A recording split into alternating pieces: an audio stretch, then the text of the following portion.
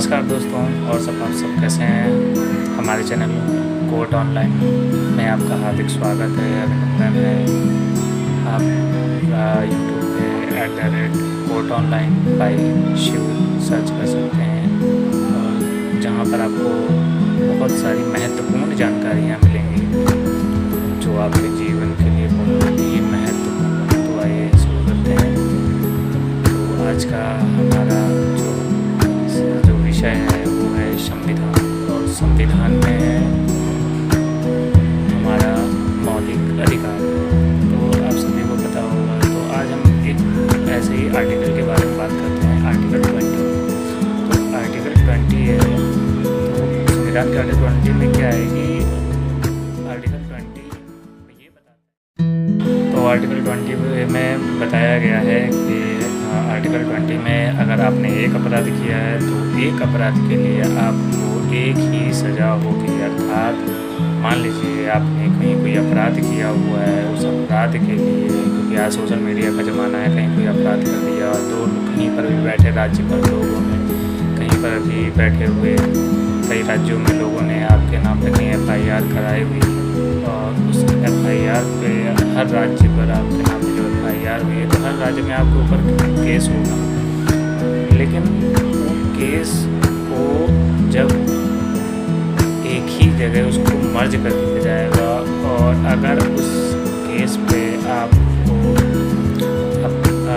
अपराध आप पर साबित होता है तो उस अपराध के लिए आपको एक ही सज़ा होगी, और सज़ा के बाद आप पहले जैसे जीवन जिएंगे, यानी आप सज़ा पूरी होने के बाद आप दोष मुक्त हो जाएंगे। और सबसे महत्वपूर्ण जानकारी है जो आर्टिकल 20 है, इस पे अगर इमरजेंसी लगती है, यानी आपातकाल राष्ट्रपति के द्वारा लगाया जाता है, तो राष्ट्रपति के द्वारा आपातकाल लगाए तो आपके बहुत सारे मौलिक अधिकारों का क्या कर दिया जाता है, मौलिक अधिकारों पर रोक लग जाती है। परंतु आर्टिकल 20 और आर्टिकल 21 जो है उस पर कभी भी रोक नहीं लगाई जा सकती है।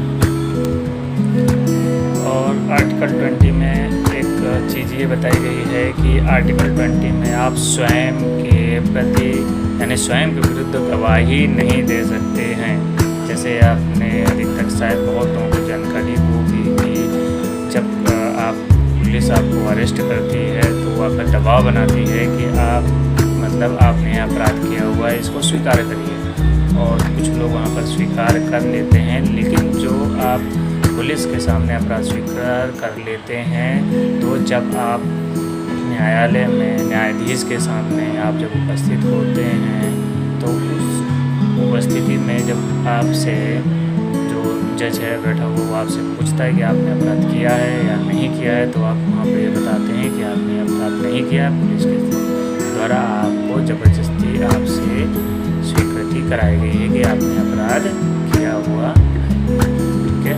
और उसके बाद हम बात करते हैं आर्टिकल 21। तो आर्टिकल 21 में क्या हुआ है कि आर्टिकल 21 में प्राण और दैहिक स्वतंत्रता के बारे में बात की गई है। दैहिक स्वतंत्रता मतलब पर्सनल लिबर्टी। प्राण का मतलब अर्थात है कि आप किसी के प्राण नहीं ले सकते हैं, ना आपका कोई आपको प्राण आपके ले सकता है। लेकिन यहाँ पर बात ये हो रही कि प्राण लेने का अधिकार, अगर आपने कोई अपराध किया हो तो वहाँ प्राण लेने का अधिकार केवल जज के पास है। या आपने कोई सज़ा है, उस सज़ा में आपके प्राण लेने का सज़ा दी गई है तो वहाँ पर केवल जज है जो आपका प्राण ले सकता है, यानी आपको फांसी की सज़ा दे सकता है। इसके अलावा और किसी को भी यह अधिकार नहीं है। उसके बाद हम बात करते हैं दैहिक स्वतंत्रता। दैहिक स्वतंत्रता का मतलब है पर्सनल लिबर्टी, यानी कि आपके घर या परिवार में कोई आपसे ज़बरदस्ती कोई कार्य कराता है,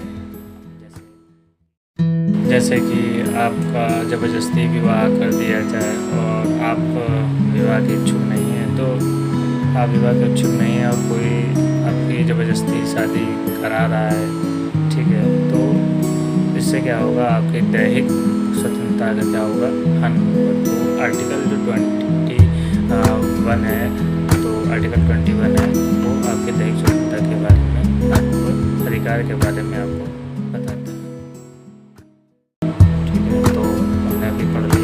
आर्टिकल 21 और एक आर्टिकल 21 में सबसे महत्वपूर्ण चीज़ है प्राइवेसी।